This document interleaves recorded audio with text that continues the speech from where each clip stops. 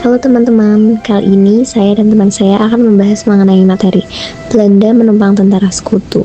Sebelumnya saya Nazalia dan teman saya Virginia. Latar belakang sejarah.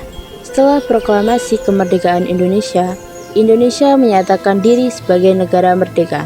Namun, Belanda tidak mengakui kemerdekaan tersebut karena ingin kembali menjajah Indonesia pada saat yang sama.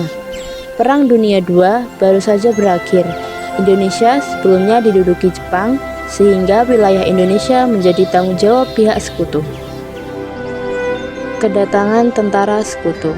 Tentara sekutu yang datang ke Indonesia dipimpin oleh Elite Force Netherlands East Indies di bawah komando Sir Philip Christison.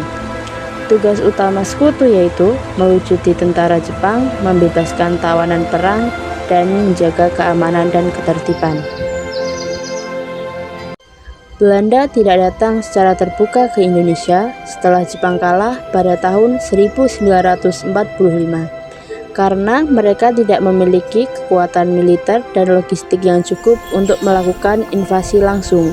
Selain itu, Belanda ingin membonceng misi resmi sekutu, AFNEI, agar kedatangan mereka dianggap legal oleh dunia internasional, sekaligus menggunakan pasukan Inggris untuk menghadapi perlawanan rakyat Indonesia.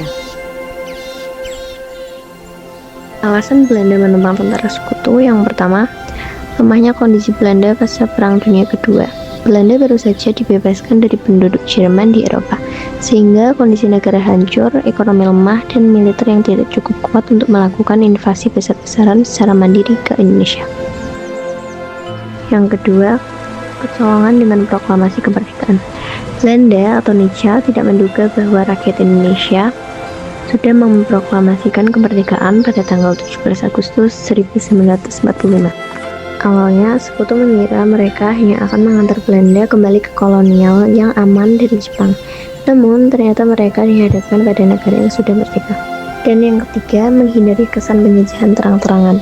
Belanda ingin mengambil alih Indonesia secara perlahan melalui birokrasi dan bantuan militer sekutu. Bukan langsung perang terbuka yang bisa memicu kecaman internasional. Menggunakan legitimasi sekutu, Belanda atau Nietzsche membonceng pasukan Inggris AFNEI yang memiliki misi untuk melucuti senjata Jepang dengan menumpang. Belanda berharap dapat masuk Indonesia tanpa dicurigai sebagai penjajah yang ingin kembali, melainkan sebagai bagian dari otoritas sekutu yang sah.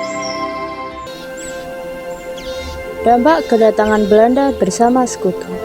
1. Terjadi konflik dengan rakyat Indonesia. Kehadiran Belanda memicu perlawanan rakyat karena Indonesia sudah merdeka. 2. Terjadinya pertempuran.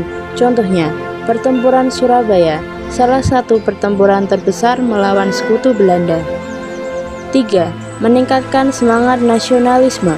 Rakyat Indonesia semakin bersatu untuk mempertahankan kemerdekaan.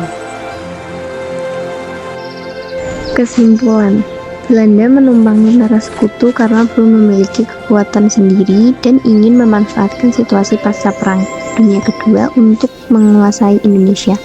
Namun, usaha ini justru memicu perlawanan besar dari rakyat Indonesia.